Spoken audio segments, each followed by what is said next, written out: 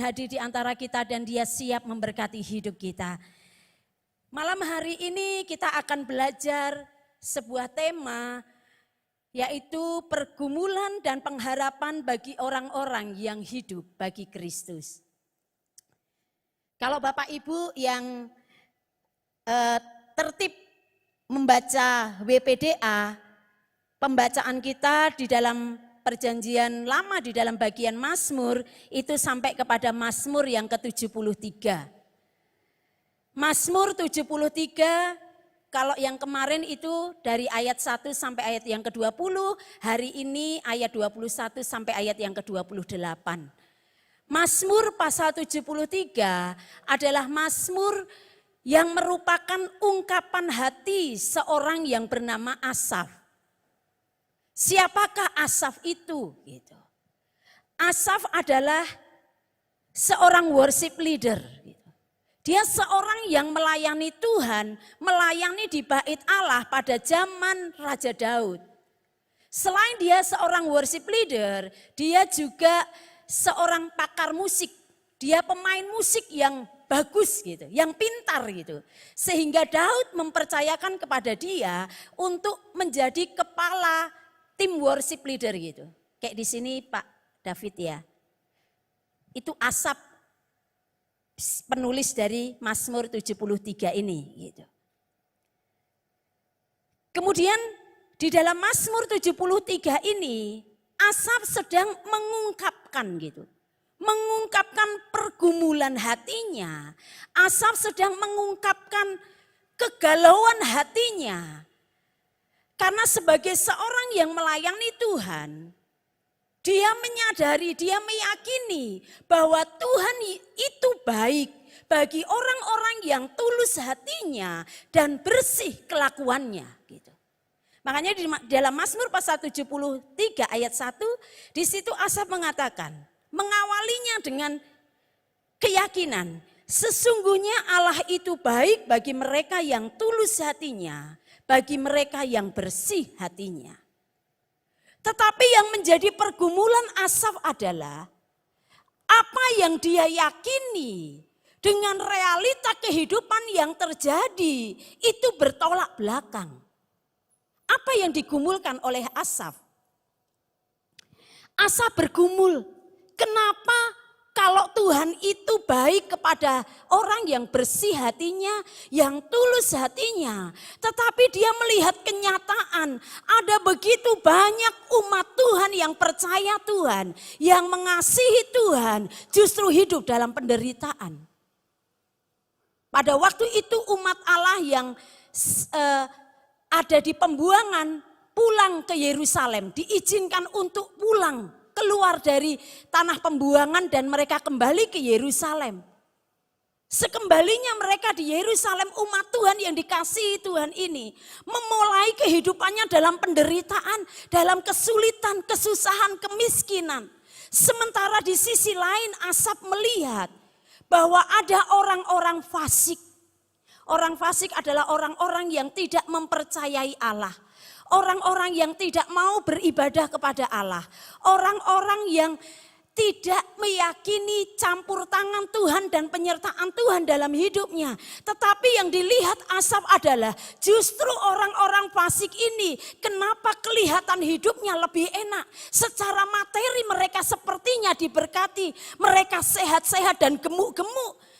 Padahal dalam kehidupan sehari-hari yang mereka lakukan adalah orang-orang ini adalah orang-orang yang penuh kesombongan. Orang-orang yang suka membual, orang-orang yang suka mengata-ngatai orang lain, orang-orang yang suka memfitnah orang lain.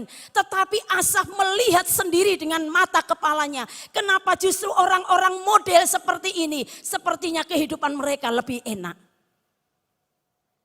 Makanya di dalam BPDA hari ini, di dalam ayatnya yang ke-21, di situ Asaf mengatakan seperti ini. Ketika hatiku merasa pahit dan buah pinggangku menusuk-nusuk rasanya, aku dungu tidak mengerti, seperti hewan aku di dekatmu. Saking dia nggak ngerti kenapa bisa seperti itu, dia bergulat dalam hatinya tentang keadaan seperti itu. Dia katakan hatiku sampai pahit rasanya. Ayat ini menunjukkan pergulatan yang hampir mematikan. Kata kilia beberapa kali dikaitkan dengan panah. Dalam konteks peperangan, serangan anak panah ke ginjal. Makanya dikatakan satu di buah pinggangku ya. Serangan anak panah ke ginjal dipandang sangat menyakitkan dan mematikan. Seperti itulah perasaan Asaf ketika dia menghadapi pergumulan seperti itu. Seperti menyakitkan hatinya. Seperti mematikan keadaan hatinya. Kerohaniannya seperti lemah. Sehingga kalau Bapak Ibu membaca ayatnya yang ke-13. Ayat yang ke-13. Di situ ayat Asaf mengatakan. Kalau begitu sia-sia sama sekali aku mempertahankan hati yang bersih. Dan membasuh tanganku tanda tak bersalah. Ini seperti keadaan yang dia lihat, keadaan yang dialaminya itu membuat dia merasa lemah imannya. Sampai dia bilang sendiri mengatakan, kalau gitu dengan bahasa sendiri ya, sia-sia Tuhan, aku hidup sungguh-sungguh. Sia-sia aku taat firman Tuhan, sia-sia aku mengikut Tuhan. Kalau aku melihat orang-orang yang hidupnya jahat, orang-orang yang hidupnya dalam kesombongan, orang-orang yang hidupnya dalam kemunafikan, mereka hidupnya lebih enak. Itu yang dialami oleh Asaf. Ada seorang yang bernama Schuller mengatakan seperti ini. Jagalah hati Anda tetap benar. Dan iman Anda tetap menyala terang benderang ketika Anda menghadapi kehidupan orang-orang yang tidak benar. Bapak Ibu yang dikasihi oleh Tuhan, keadaan pahit apa yang sedang Bapak Ibu alami saat ini? Mungkin Bapak Ibu katakan, aku ikut Tuhan sungguh-sungguh. Aku belajar hidup mentaati firman Tuhan. Aku melayani Tuhan. Tetapi kenapa aku harus menghadapi kenyataan pahit? Keluargaku menghadapi persoalan yang gak selesai-selesai. Pekerjaanku menghadapi kendala, rasanya sudah gak bisa diselesaikan. Mungkin Bapak Ibu menghadapi tekanan-tekanan pelayanan yang mungkin Bapak Ibu membuat itu pahit rasanya hati ini. Membuat Bapak Ibu merasa sedih, membuat Bapak Ibu bertanya-tanya, Tuhan benar gak Engkau ini mengasihi aku? Atau mungkin Bapak Ibu saat ini mengalami kenyataan yang pahit ketika Bapak Ibu melihat situasi atau keadaan atau orang-orang di sekeliling Bapak Ibu menyakiti hati, mengecewakan. Mungkin Bapak Ibu dilukai, mungkin Bapak Ibu disakiti, mungkin Bapak Ibu dikecewakan. Dan mungkin itu menyakiti hati kita. Dan itu mungkin membuat hati kita menjadi terluka dan kecewa. Seperti ini yang dialami oleh Asaf. Melihat keadaan yang terjadi dan situasi sekelilingnya yang terjadi. Bapak Ibu yang dikasihi oleh Tuhan. Tekanan hidup terkadang memunculkan rasa sedih. Rasa lelah. Hilang semangat. Sehingga menjadi malas beraktivitas. Pola tidur mulai terganggu. Dan jika kita membiarkan ini berlarut-larut. Akan membuat kita menjadi malas beribadah dan malas melayani Tuhan. Menghadapi situasi dan keadaan yang sulit memang tidak mudah. Namun ingatlah bahwa bagian penting dari kita adalah kita tidak boleh membiarkan pembiaran terhadap situasi hati kita. Karena ketika kita tidak bisa menguasai hati dan pikiran kita, itu akan merugikan diri kita sendiri. Betul Bapak Ibu? Hati kita akan dipenuhi kepahitan. Hati kita akan terluka. Hati kita akan kecewa. Dan mungkin dalam situasi seperti itu kita akan mencari solusi yang menurut kita benar. Menurut pikiran kita sebagai manusia itu baik. Tetapi malam hari ini kita mau belajar dari Asaf. Dalam keadaan bergumul, dalam keadaan dia bertanya-tanya mengapa Tuhan terjadi seperti ini. Mengapa Tuhan keadaannya begini, mengapa Tuhan. Apa yang dilakukan oleh Asaf? Yang pertama, Asaf membawa pergumulannya kepada Tuhan dalam doa. Di dalam ayatnya yang ke-16 dan 17, firman Tuhan berkata, ini Asaf yang mengatakan, tetapi ketika aku bermaksud untuk mengetahuinya, hal itu menjadi kesulitan di mataku. Sampai aku masuk ke dalam tempat kudus Allah dan memperhatikan kesudahan mereka. Titik balik pergumulan Asaf terjadi pada saat dia ada di dalam hadirat Tuhan. Sampai aku masuk ke dalam hadirat tempat kudus Allah. Ini menunjukkan bahwa di dalam hadirat Tuhan, di dalam persekutuan pribadi kita dengan Tuhan, itu memegang peranan yang sangat sentral. Bagaimana kita bisa menjaga hati dan pikiran kita ketika kita diperhadapkan kepada situasi yang sulit, situasi yang menyakitkan, situasi yang tidak menyenangkan, situasi yang mengecewakan. Ini yang dilakukan Asaf. Karena semakin dia belajar mengerti dengan pikirannya, dia katakan semakin aku tidak memahami. Mungkin hari-hari ini, mungkin kita sedang bertanya-tanya, kenapa Tuhan izinkan ini terjadi? Kenapa orang ini berbuat seperti ini? Kenapa dia bisa begini? Kenapa keluargaku bisa gini? Kenapa pekerjaanku bisa gini? Kenapa usahaku bisa begini? Kenapa pelayananku bisa seperti ini? Semakin kita berusaha mencari jawabannya, semakin itu akan melukai hati kita sendiri. Karena itu yang dilakukan Asaf pada saat dia mencapai titik puncak itu. Dia duduk di hadirat Tuhan. Dia berdoa. Dia menyerahkan hatinya yang gundah gulana. Dia menyerahkan pikirannya yang kalut di hadirat Tuhan. Dan apa selanjutnya yang dikatakan oleh firman Tuhan? Ayat 23 sampai 24. Ketika Asaf mengambil keputusan untuk berdoa. Ayat 23 berkata, tetapi aku tetap dekat, tetap di dekatmu. Engkau memegang tanganku. Dengan nasihatmu engkau menuntun aku. Dan kemudian engkau mengangkat aku ke dalam kemuliaan. Justru ketika Ayub masuk di dalam hadirat Tuhan. Dia berlutut di hadirat Tuhan. Dia berdoa, menyerahkan isi hatinya, mencurahkan pergumulannya, menyerahkan kegelisahan hatinya kepada Tuhan. Di situ dia justru menemukan jawaban dari Tuhan. Di dalam hadirat Tuhan, dia dikatakan, aku merasa benar-benar Tuhan engkau memegang tanganku. Di dalam hadiratmu engkau menasehati aku. Apa yang Tuhan nasihatkan bagi Asaf pada waktu itu? Seperti Tuhan mengubah cara pandang Asaf. Jangan fokus kepada hal yang dunia ini. Dunia ini penuh dengan masalah yang menyakitkan. Di dunia ini kita akan bertemu dengan orang-orang yang mengecewakan.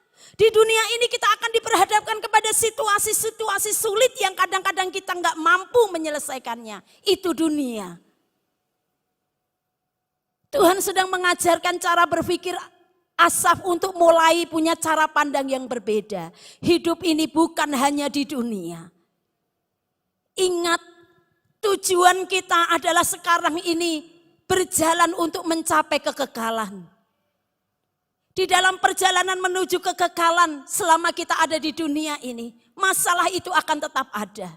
Kesulitan itu akan tetap ada.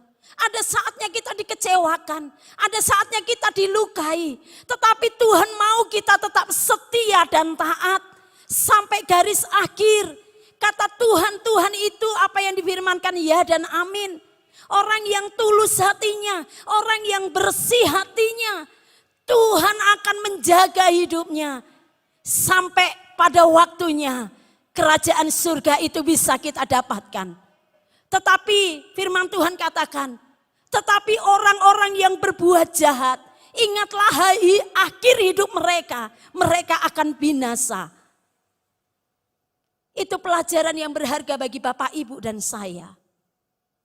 Mari ketika kita diperhadapkan dengan kenyataan-kenyataan pahit saat ini, hari-hari ini, jangan kecewa dan putus asa lalu Bapak Ibu mengambil solusi. Kalau gitu nggak usah gereja-gerejaan. Kalau kayak gitu udah stop aja melayani Tuhan kalau kenyataannya pahit seperti ini. Malam hari ini Tuhan sedang mengajarkan Bapak, Ibu, dan saya. Ketika hati kita merasa pahit, datanglah di hadirat Tuhan. Bawa isi hati kita, bawa pergumulan kita di dalam hadirat Tuhan. Berdoa, serahkan pada Tuhan. Di dalam doa kita akan menemukan jawaban.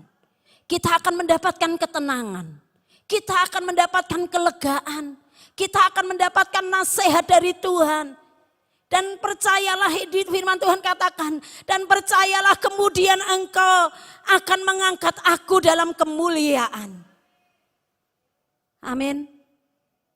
Terkadang kita berusaha menyelesaikan semua kepahitan-kepahitan hati kita, persoalan-persoalan, tekanan-tekanan hidup yang kita hadapi itu dengan kemampuan kita sendiri. Saking sibuknya kita mencari solusi dengan cara kita sendiri, sampai kita lupa berdoa berlutut di hadirat Tuhan. Padahal kita percaya bahwa di dalam hadirat Tuhan, Tuhan hadir. Dan ketika Tuhan hadir selalu ada pertolongan dan mujizat Tuhan dinyatakan. Minimal kalau masalah itu belum selesai, ada ketenangan yang kita rasakan. Ada kedamaian yang akan kita alami. Damai sejahtera Tuhan yang melampaui segala akal itu akan memelihara hati dan pikiran kita. Sehingga kita memiliki cara pandang yang berbeda. Ketika masalah itu datang, ketika kesulitan itu datang, ketika kekecewaan itu harus kita terima. Tetapi ketika kita menjaga hubungan kita tetap dekat dengan Tuhan, Tuhan yang menguatkan hati kita. Tuhan yang memampukan kita sehingga pada waktunya kita akan melihat kemuliaan Tuhan itu dinyatakan atas hidup kita. Sekalipun itu tidak mudah, dengan kekuatan kita sendiri kita nggak akan mungkin sanggup. Tetapi Roh Kudus yang akan memampukan kita ketika kita tetap menjaga hubungan kita dekat dengan Tuhan dalam segala situasi dan keadaan. Amin. Yang kedua, apa yang dilakukan Asaf dalam pergumulannya. Di dalam ayat yang ke-28. Di dalam ayat yang ke-28. Tetapi aku suka dekat pada Allah. Aku menaruh tempat perlindunganku pada Tuhan Allah. Supaya dapat menceritakan segala pekerjaannya. Yang kedua, Asaf tetap meyakini penyertaan Tuhan dalam hidupnya. Puji Tuhan, ayat ini tulisan ungkapan isi hati Asaf dalam Mazmur pasal 73 tidak hanya berhenti sampai kegalauan Asaf. Kalau gitu sia-sia ya Tuhan, aku menjaga hidupku bersih di hadapan-Mu. Tidak sampai berhenti sampai di situ. Asaf kemudian mengalami titik balik. Yang pertama dia berdoa. Membawa pergumulannya dalam doa yang kedua. Keyakinannya seperti dibangkitkan kembali. Bahwa dalam segala keadaan, aku percaya Tuhan Engkaulah perlindunganku. Aku percaya bahwa Tuhan menyertai aku. Amin. Dalam segala keadaan, Ebenezer. Sampai saat ini Tuhan menolong. Besok ketika Bapak Ibu bangun tidur, Bapak Ibu besok bisa mengatakan, Ebenezer, sampai di sini Tuhan menolong. Setiap hari Bapak Ibu katakan itu. Dan kita mengalami sungguh-sungguh penyertaan Tuhan. Amin. Bapak Ibu yang dikasihi oleh Tuhan. Bukankah firman Tuhan berkata, aku sekali-kali tidak akan pernah meninggalkan engkau. Dan aku sekali-kali tidak akan pernah membiarkan engkau. Aku tidak pernah membiarkan engkau sebagai yatim piatu. Itu janji Tuhan. Selama kita menjaga hidup kita tetap bersih di hadapan Tuhan. Selama kita berdoa, selama kita hidup dekat dengan Tuhan. Selama kita tetap meyakini penyertaan Tuhan. Kita percaya Allah Immanuel itu pasti menyertai hidup kita. Di dalam kita menghadapi masalah sekalipun, kita tetap mengalami penyertaan Tuhan. Terbuktikan sampai hari ini Bapak Ibu dan saya tetap kuat. Kalau mungkin ada yang sedang menghadapi persoalan rumah tangga, tetap percayalah bahwa di dalam persoalan kesulitan rumah tangga yang sedang Bapak Ibu hadapi, selama Bapak Ibu berdoa dan percaya penyertaan Tuhan, ada waktu Tuhan akan memulihkan. Yang saat ini sedang sakit, sepertinya kalau aku sakit, apakah benar Tuhan menyertai aku? Selama kita terus berdoa mendekatkan diri kepada Tuhan, kita meyakini penyertaan Tuhan, ada waktu Tuhan untuk memberi kekuatan dan memulihkan kesehatan kita. Dia Allah Immanuel, Allah yang menyertai hidup kita. Kalau sampai hari ini aku kuat, itu karena penyertaan Tuhan. Kalau sampai hari ini aku bisa makan, minum, bisa melakukan segala aktivitas, karena itu penyertaan Tuhan. Tuhan menyertai kita bukan berarti tidak ada masalah, bukan berarti tidak ada tekanan, bukan berarti tidak ada tantangan. Tetapi dalam masalah, dalam tekanan, dalam tantangan, di situ tangan Tuhan tetap memegang hidup kita.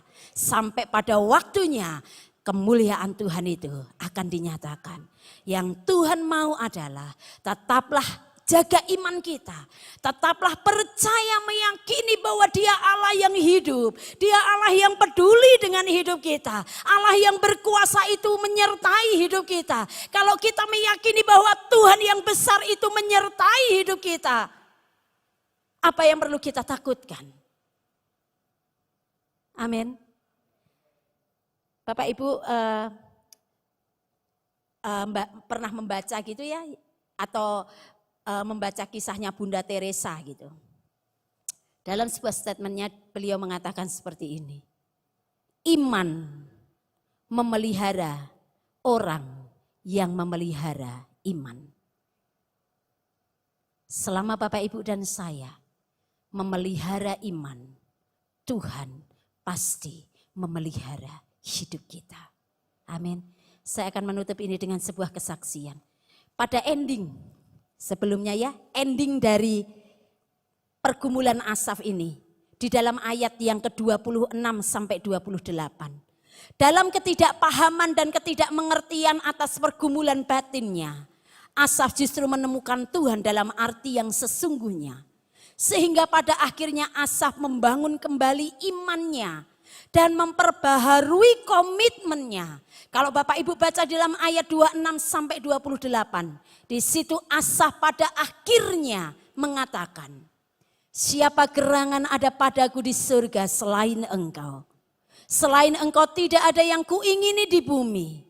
Sekalipun dagingku dan hatiku habis lenyap, gunung batuku dan bagianku tetaplah Allah selama-lamanya.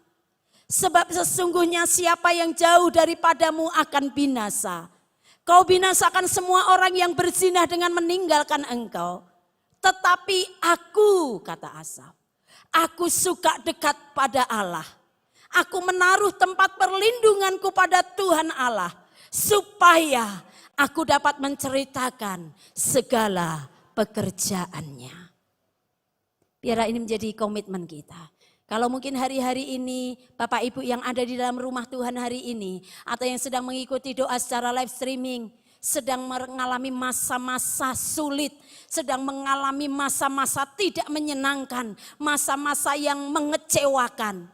Ketika Bapak Ibu mulai ada pikiran untuk menjauh dari Tuhan, stop ke gereja, nggak mau lagi melayani Tuhan, nggak mau lagi jadi pengurus, nggak mau lagi setia-setia, nggak mau. Hari ini biarlah firman Tuhan menjadi teguran bagi Bapak Ibu dan saya.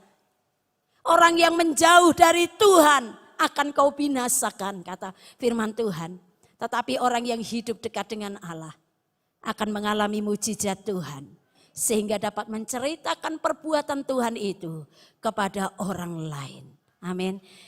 Saya akan menutup dengan kesaksian seorang ibu. Kami mengenal seorang ibu, dia punya 2 orang anak. Ketika suaminya masih ada, kehidupan keluarga ini sangat bagus. Tetapi kemudian karena sakit, suaminya dipanggil oleh Tuhan secara mendadak. Kemudian ibu ini suaminya meninggal dan meninggalkan usaha, tetapi usahanya ini sedang bermasalah gitu. Usahanya ini sedang bermasalah karena ditipu orang dan lain-lain. Akhirnya intinya sedang mengalami permasalahan.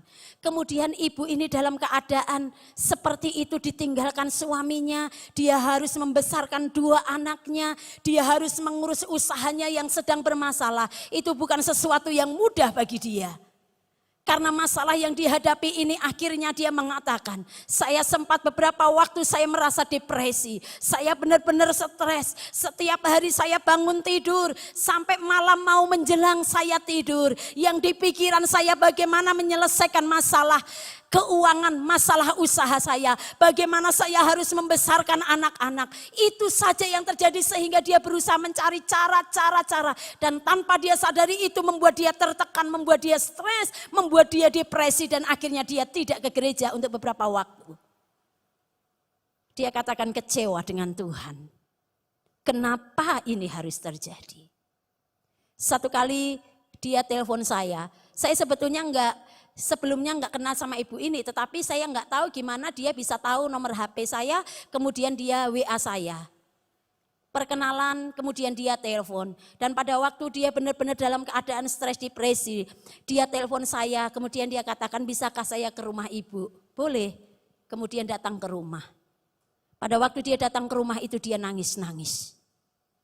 Dia nangis-nangis, dia katakan dia stres, dia depresi, dia ceritakan semua masalahnya. Dia katakan enggak sanggup menghadapi itu. Kemudian saya dengarkan semua ceritanya. Kemudian saya cuman bilang ke ibu ini. Ibu ambil waktu untuk berdoa. Mungkin ini masa yang tersulit bagi ibu. Tapi ambillah waktu berlutut di hadirat Tuhan. Serahkan semua pergumulan itu ke Tuhan. Tuhan punya cara untuk menyelesaikan. Kemudian dia seperti diam gitu. Diam. Kemudian selesai itu kami doa bersama. Saya doakan ibu ini. Kemudian ibu ini pulang. Kemudian beberapa hari kemudian dia telepon kembali. Betul Bu, katakan. Selama ini saya berusaha menyelesaikan, mencari jalan keluar dengan kekuatan saya sendiri. Ternyata saya enggak sanggup. Justru membuat saya stres dan depresi. Tetapi kata-kata ibu ini mengingatkan saya, menyadarkan saya. Selama ini saya tidak berdoa. Saya malas berdoa. Untuk apa saya berdoa? Keadaannya sulit seperti ini, sulit bagi saya untuk berdoa. Tetapi hari itu ketika ibu memberi masukan ke saya untuk berdoa, saya ambil waktu berlutut di hadirat Tuhan. Waktu saya berdoa saya enggak ngerti saya ngomong apa sama Tuhan. Yang bisa saya lakukan hanya mencurahkan air mata saya. Saya enggak tahu saya mesti curhat seperti apa. Sudah terlalu penuh hati dan pikiran saya dengan masalah yang saya hadapi. Saya hanya bisa nangis. Tetapi ketika saya nangis di hadirat Tuhan, di situ saya merasakan kelegaan.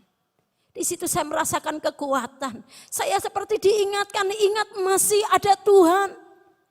Kamu masih punya aku, kamu masih punya Tuhan yang bisa kamu andalkan. Akhirnya selang berapa waktu, sudah lama beberapa waktu enggak kontak, saya mendapat kabar dari ibu ini. Akhirnya dia katakan, saya mendapat tawaran pekerjaan seperti Tuhan ajarkan saya tutup aja usahamu, bekerja. Dan betul, dia dapat pekerjaan sebuah kantor di Jakarta. Dia katakan sepertinya umuran saya, dia bilang. Gak mungkin saya bisa dapat pekerjaan di kantor yang bagus di Jakarta. Tetapi Tuhan buka jalan lewat ini. Dan apa Bapak Ibu akhirnya dia di Jakarta. Waktu itu saya sering masih kontak ya dari Facebooknya. Saya lihat IG-nya. Dia udah semakin bagus.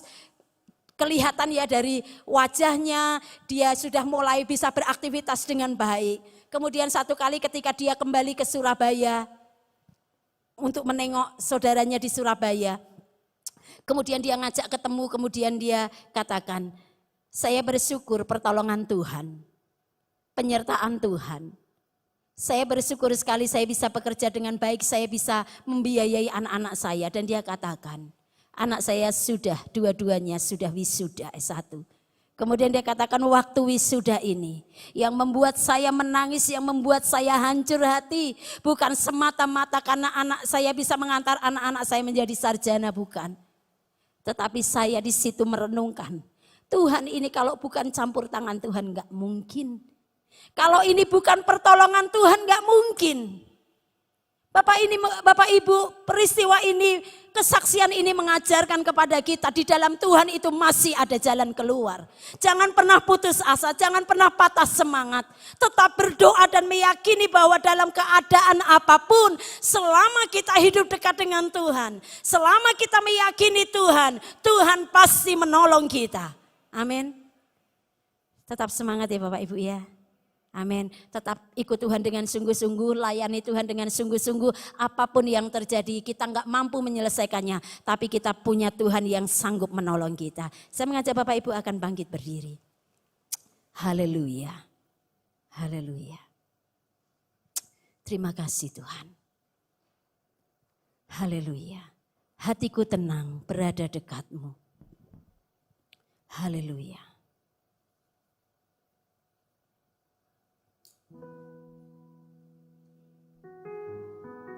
Bapak Ibu yang saat ini sedang mengalami pergumulan, jangan pernah menjauh dari Tuhan.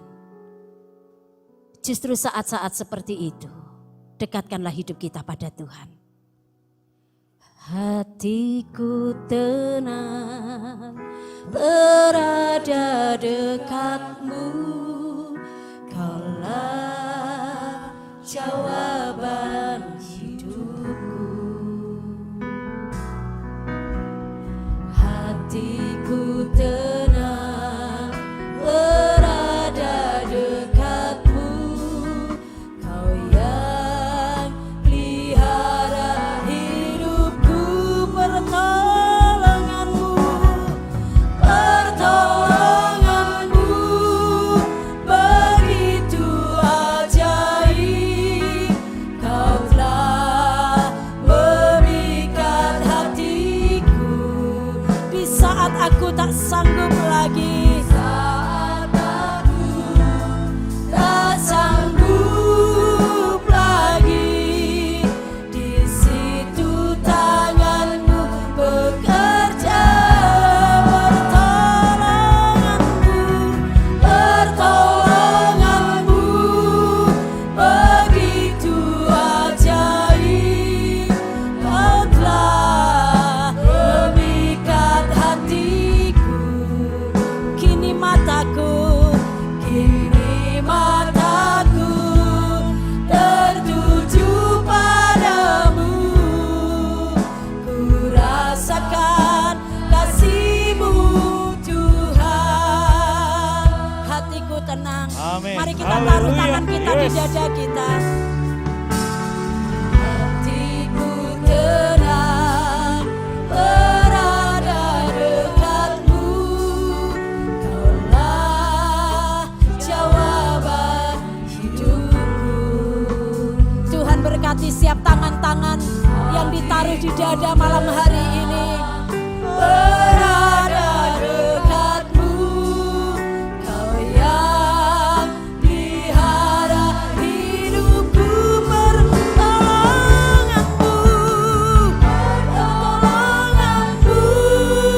begitu ajaib. Kau telah memikat hatiku.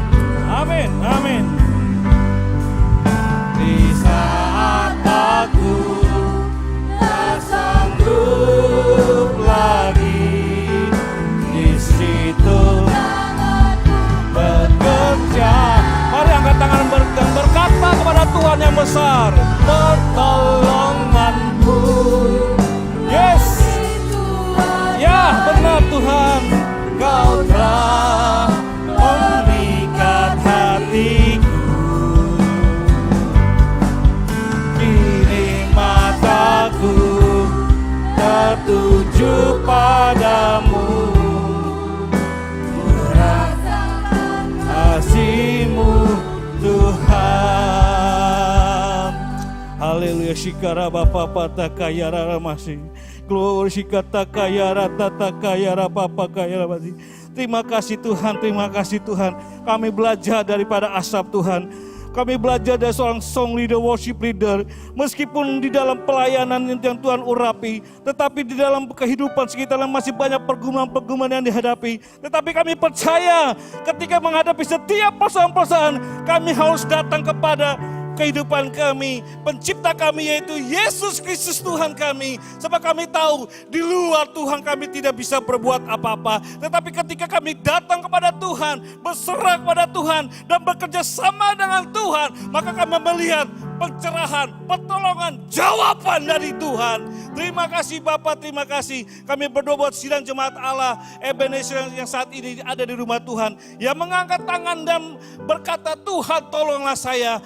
Tuhan tolonglah saya, maka saya berdoa dalam nama Yesus. Mari ambil langkah iman dan berkata, Tuhan tolonglah saya. Karena saya percaya Tuhan, hanya Tuhanlah sumber kekuatan dan pertolongan dan jawaban. Karena aku masih yakin sampai saat ini, Tuhan masih sanggup menjawab doa-doa. Tuhan masih sanggup menyatakan mujizatnya. Kalau aku sakit, aku berkata, dalam nama Yesus, dalam nama Yesus, bilur yang di atas kayu salib, darah yang tercurah di atas salib, sanggup menyembuhkan secara sakit penyakit dalam nama Yesus. Dalam nama Yesus, tangkap dengan iman. Terima kasih Tuhan. Kami berdoa apapun program mereka yang ada datang di rumah Tuhan, atau mereka yang mengikuti doa secara online YouTube guys ya, Ebenezer Channel Tuhan. Kami berdoa dalam nama Yesus, sakit apapun kami berdoa, mujizat Tuhan masih terjadi. Mujizat Tuhan masih terjadi dalam nama Yesus. Terima kasih Tuhan, terima kasih. Dan kalau pada malam hari ini datang dengan berbagai pergumulan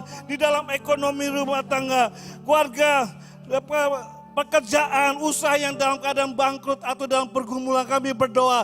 Kami percaya Tuhan sumber berkat, Tuhan sumber mujizat. Tuhan akan menyatakan mujizat, akan memberkati sidang jemaat Allah Ebenezer beserta satelit yang mengangkat tangan dan berkata, Tuhan kami percaya mujizat Tuhan akan memberikan pemulihan ekonomi. Tuhan berkati seluruh pekerjaan usaha seluruh sidang jemaat Allah Ebenezer beserta satelitnya dalam nama Yesus, dalam nama Yesus. Terima kasih Tuhan. Dan kalau pada malam hari juga kami yang datang ke rumah Tuhan bergumul dengan rumah tangga, ada kekecewaan mungkin dalam rumah tangga, kami berdoa dalam nama Yesus, Tuhanlah sumber kasih yang memulihkan setiap keluarga sidang jemaat Allah Ebenezer, keluarga yang harmonis, keluarga yang dipulihkan, dan keluarga yang diberkati oleh Yesus. Biar kasih Tuhan ada di setiap keluarga sidang jemaat Allah Ebenezer dalam nama Yesus, dalam nama Yesus. Tuhan pulihkan hubungan suami dan istri, hubungan orang tua dan anak, hubungan mertua dengan menantu.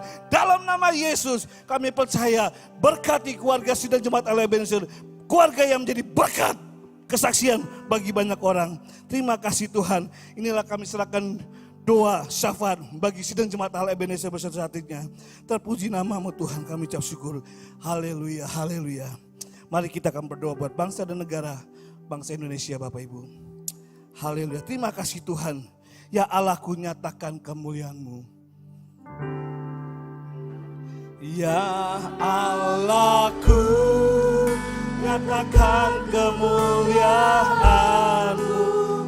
Ya Allahku, nyatakan curahan kuasa-Mu. Sekarang saja, setelah kita berdoa buat keluarga kita, berdoa buat gereja kita, mari kita berdoa buat bangsa dan negara kita Indonesia. Yes, benar Tuhan. Bagi kemuliaan-Mu Indonesia, bagi kemuliaan. Ya Allahku nyatakan. Ya, kami berdoa, kami berfirman, Indonesia dipulihkan, Indonesia diberkati, Indonesia dilindungi dari Sabang sampai Merauke. Dalam nama Yesus, dalam nama Yesus, dari Aceh sampai Papua, Indonesia diberkati oleh Tuhan. Yes, terima kasih Tuhan. Indonesia, bagi kemuliaan-Mu Indonesia. Ya, bagi kemuliaan. Terima kasih Tuhan. Kami berdoa keamanan, kesejahteraan, keadilan terjadi di negara kami, Republik Indonesia, dari Sabang sampai Merauke, dari Aceh sampai Papua. Dalam nama Tuhan Yesus Kristus, jika ada kejahatan-kejahatan yang terjadi, apa itu kejahatan radikalisme, nepotisme, koruptor, kami berdoa hancurkan setiap mereka yang mau berbuat jahat bagi bangsa negara Indonesia. Dalam nama Yesus, dalam nama Yesus. Dan kami berdoa buat pemimpin bangsa kami negara Indonesia, Bapak Presiden Joko Widodo. Terima kasih Tuhan. Tuhan memberikan Bapak Presiden yang bertanggung jawab, peduli, mensejahterakan dan melindungi rakyat Indonesia. Karena itu kami berdoa, dimanapun beliau sekarang saat ini berada, karena Tuhan jamah, Tuhan tolong, Tuhan berkati, biar melalui kebijakan-kebijakannya Indonesia akan diberkati, Indonesia akan dipulihkan. Dalam nama Yesus, berkati Tuhan Bapak Presiden Joko Widodo bersama ibu istrinya Tuhan, dan juga anak-anaknya, dan juga kami berdoa buat para wakil presiden, para menteri, kepala-kepala daerah, gubernur, wali kota, bupati, camat, lurah, RW dan RT. Biar setiap kepala daerah yang sudah Tuhan tempatkan, mereka boleh bekerja dengan rajin dan takut akan Tuhan, jujur, bertanggung jawab untuk mensejahterakan daerah-daerahnya, kota-kota, kabupaten-kabupatennya. Dalam nama Tuhan Yesus Kristus. Terima kasih Tuhan. Dan kota Surabaya, di mana kami tinggal, kami bekerja, bahkan kami bergereja di mana Tuhan. Tuhan memberkati. Terima kasih Tuhan. Dan secara khusus gereja Sidang Jemaat Allah Ebenezer, kami beribadah, kami melayani, kami bertumbuh iman, bahkan kami dipulihkan, diberkati melalui kegiatan-kegiatan gereja Sidang Jemaat Allah Ebenezer. Terima kasih Tuhan. Karena itu kami berdoa, berkati, biar urapan kuasa Tuhan, mujizat Tuhan terjadi bagi gereja Sidang Jemaat Allah Ebenezer. Setiap ibadah doa, ibadah raya, ibadah sekolah minggu, TCC dan komisi, semua dalam nama Yesus Tuhan dipermuliakan. Sehingga kami bisa membawa sidang jemaat Tuhan, bisa membawa jiwa-jiwa baru datang beribadah bersama kami, dipulihkan, diberkati, dan menjadi kesaksian. Terima kasih Tuhan, berkati pemimpin kami Tuhan, dalam nama Yesus, dalam nama Yesus. Berkati Tuhan, berkati. Kami berdoa buat gembala sidang sementara Bapak hari ini Winanteha, berkati beliau bersama istrinya, sembuhkan jamah istrinya, dalam nama Yesus keluarganya. Berkati keluarga majelis lain Tuhan, seperti keluarga Bapak Samuel Pewi, keluarga Bapak Bambang Sutrisno, keluarga Bapak Yudhistira, keluarga Bapak Hendy Kusnarajo, keluarga Bapak Elia Iswanto, keluarga Bapak Roni Kusnarajo, keluarga Bapak Sani, keluarga Bapak Anda Nugroho, keluarga Bapak Yudi Sentosa, keluarga Bapak Yunus, keluarga Ibu Desi. Kami berdoa mulai pemimpin majelis kami Tuhan akan memberikan kebijakan-kebijakan yang membawa jiwa-jiwa dan teman Tuhan dalam kehidupan mereka, kebijakan mereka. Banyak sate-sate dibuka dan nama Tuhan dipermuliakan. Berkati keluarga pastoral, para pekerja host family, komisi dan departemen. Terima kasih Tuhan. Dan secara khusus kami juga berdoa buat Oma Kahyatu. Kiranya juga Tuhan memberkati, menolong dan mengurapi. Dan khusus buat Bapak Pendeta Teguh Kurniawan. Kami berdoa Tuhan, tolong Tuhan jamah, Tuhan sembuhkan. Kami percaya mujizat masih terjadi. Dan kami masih percaya Tuhan masih pakai beliau untuk menjadi berkat bagi gereja Sidang Jemaat Allah Ebenezer. Karena itu berkati istrinya, berkati ketiga putrinya dalam nama Yesus. Terima kasih Tuhan. Terima kasih, kami mengucap syukur. Kami ucap syukur. Kami ucap syukur. Haleluya. Terima kasih Tuhan. Nama Tuhan adalah menara yang kuat. Kesanalah orang benar berlari dan ia menjadi selamat. Amsal 18 ayat 8. Haleluya. Terima kasih Tuhan. Sekarang kami akan pulang dari rumah Tuhan dan kembali ke rumah kami masing-masing dengan membawa berkat besar dari Bapa di surga dan cinta kasih dari Tuhan Yesus Kristus serta persekutuan yang indah dari Roh Kudus akan menuntun hidup kami sesuai dengan firman Tuhan yang kami baca setiap hari dan kami lakukan firman Tuhan setiap hari dan menikmati mujizat firman Tuhan setiap hari sampai Tuhan Yesus datang kedua kali akan menjemput kami semua. Yang diberkati kata bersama amin. Mari kita mulai dengan membawa aku punya Tuhan yang besar. Aku punya Tuhan